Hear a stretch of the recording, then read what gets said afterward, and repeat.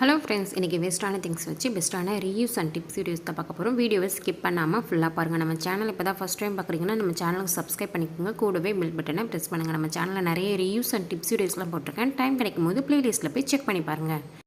First tip, இது போல் ஒரு plastic bottle தான் எடுத்திருக்கேன். இந்த பாட்டிலுடைய மூடியில் இந்த பாட்டில் மட்டும் தான் எடுத்திருக்கேன். இதை கொஞ்சம் டெக்கரேட் பண்ணுறதுக்காக இந்த மாதிரி நான் வந்து பெயிண்ட் பண்ணிக்கிறேன். ப்ளூ கலர் பெயிண்ட்டு இது ஃபுல்லாக வந்து கலர் பண்ணி எடுத்துக்க போகிறேன்.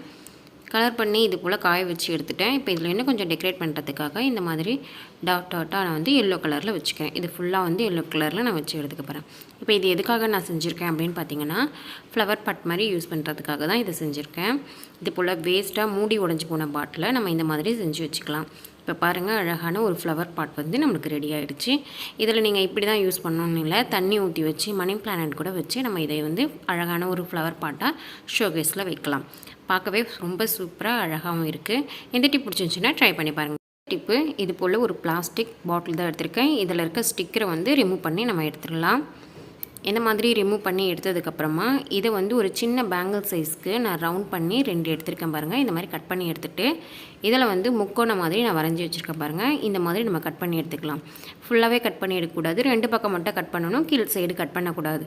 இந்த மாதிரி கட் பண்ணி எடுத்திருக்கேன். இது பார்க்கும் போதே என்னென்னு உங்களுக்கு தெரியும். இதில் கொஞ்சம் கலர் பண்ணுறதுக்காக நான் இந்த மாதிரி நெயில் பாலிஷ் எடுத்திருக்கேன்.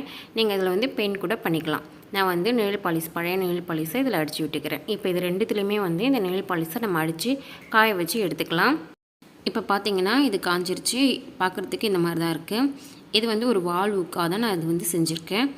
இது வந்து நான் கடையில் வாங்கினது காமிக்கிறேன் பாருங்கள். இது வந்து பிங்க் கலரில் இருக்குது பாருங்கள். இது வந்து கடையில் வாங்கினது, இது நம்ம செஞ்சது. ரெண்டுமே ஒரே மாதிரி தான் இருக்குது பார்க்குறதுக்கு.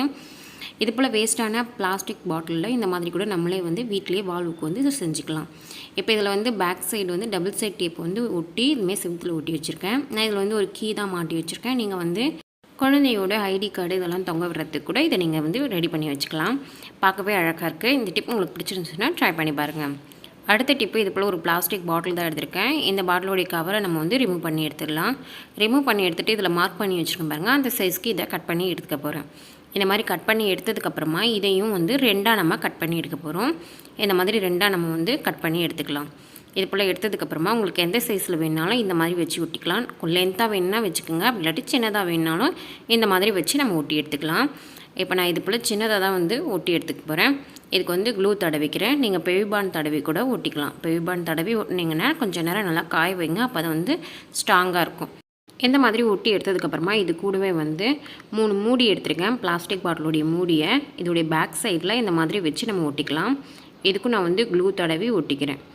இப்படி கரெக்டாக 3 மூடியும் கொஞ்சம் தள்ளி தள்ளி இந்த மாதிரி ஒட்டி எடுத்துக்கலாம். இந்த மாதிரி ஒட்டி எடுத்ததுக்கப்புறமா பார்க்குறதுக்கு இது போல் தான் இருக்கும். இந்த மாதிரி திருப்பி வச்சுக்கலாம். இப்போ இது கூடவே வந்து நான் ஒரு அட்டை எடுத்திருக்கேன். இந்த சைஸ்க்கு அட்டை ஒன்று எடுத்து இதில் வச்சு நான் ஒட்டி எடுத்துக்க போகிறேன்.